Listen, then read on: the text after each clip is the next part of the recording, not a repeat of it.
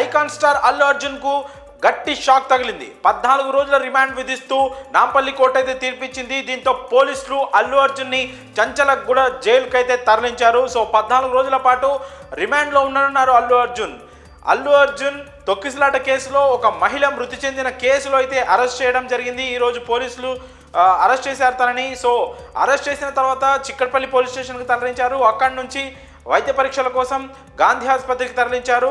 ఆ తర్వాత నాంపల్లి కోర్టులో హాజరుపరిచారు. సో ఇరుపక్షాలు, అటు పోలీసులు, అలాగే పోలీసుల తరపున లాయర్లు, అలాగే ఇటు అల్లు అర్జున్ తరపున లాయర్లు నాంపల్లి కోర్టులో దాదాపు 2 గంటల పాటు వాదోపవాదాలు జరిగాయి. ఆ తర్వాత ఫైనల్గా పోలీసుల తరపున లాయర్ల వాదనలతో ఏకీభవించిన కోర్టు 14 రోజుల రిమాండ్ అయితే విధించింది.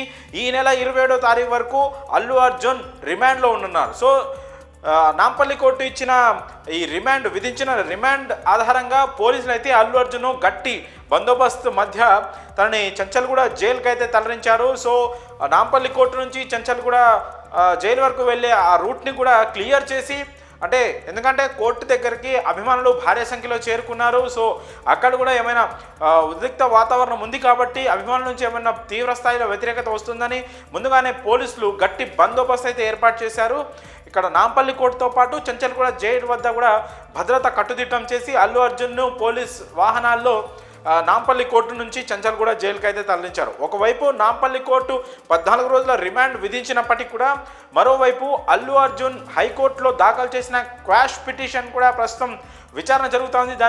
దానిపైన కూడా ఇరు వర్గాల లాయర్లు అయితే వాదోపవాదనలు తీవ్ర స్థాయిలో జరుగుతున్నాయి. అక్కడ కూడా హోరాహోరీగా ఎవరి తరపున వాళ్ళు లాయర్లు అయితే వారి వాదనలు అయితే వినిపిస్తున్నారు. ఈ కేసుతో అల్లు అర్జున్కి ఎలాంటి సంబంధం లేదు, ఈ కేసు కొట్టివేయాలని అల్లు అర్జున్ తరపు లాయర్లు వాదిస్తుంటే, లేదు అల్లు అర్జున్ కారణంగానే ఈ తొక్కిసలాట చోటు చేసుకుంది, ఒక మహిళ మృతి చెందడానికి ప్రత్యక్షంగా అల్లు అర్జునే కారణమని లాయర్లు, పోలీసు తరపు లాయర్లు అయితే వాదిస్తూ ఉన్నారు.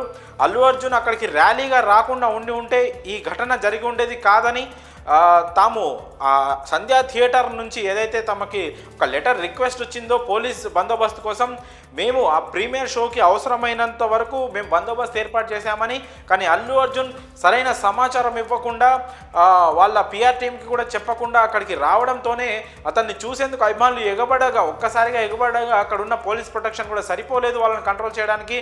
సో అందుకే ప్రత్యక్షంగా ఆ మహిళ ప్రాణం, ఆ రేవతి అనే మహిళ ప్రాణం పోవడానికి అల్లు అర్జునే ప్రధాన కారణమని లాయర్లు వాదించడంతో వారి వాదన ప్రస్తుతం హైకోర్టులో ఇరు తరపున వాదనలు అయితే చాలా హోరాహోరీగా జరుగుతున్నాయి. మరి హైకోర్టు ఎలాంటి తీర్పిస్తుంది, అల్లు అర్జున్కి బెయిల్ ఇస్తుందా, ఆ కేసు కొట్టేస్తుందా అనేది ప్రస్తుతం ఉత్కంఠభరితంగా మారింది. మరి సోమవారం అయితే ఆ తీర్పు, ఇప్పుడు హైకోర్టు ఏ విధమైన తీర్పు ఇచ్చినప్పటికీ కూడా అది సోమవారం నాడు ఇంప్లిమెంట్ అయ్యే అవకాశం ఉంది. ఒకవేళ బెయిల్ ఇస్తే అల్లు అర్జున్ సోమవారం చంచల్గూడ జైలు నుంచి రిలీజ్ అయ్యే అవకాశం ఉంది. ఎందుకంటే రేపు ఆదివారం సెలవు దినాలు కావడంతో ప్రస్తుతం అల్లు అర్జున్ చంచల్గూడ జైల్లో ఖచ్చితంగా 2 రోజులు అయితే ఉండనున్నారు. ఒకవేళ నాంపల్లి విధించిన రిమాండ్ను కనుక హైకోర్టు కూడా దాన్ని కూడా సపోర్ట్ చేస్తే కనుక అల్లు అర్జున్ 14 రోజులు, దాదాపు ఈ నెల 27వ తారీఖు వరకు కూడా పోలీసుల రిమాండ్లో అయితే ఉండనున్నారు. మరి అల్లు అర్జున్కి నాంపల్లి కోర్టు 14 రోజుల రిమాండ్ విధించడంపై మీ అభిప్రాయాలను కామెంట్స్ రూపంలో తెలియజేయండి.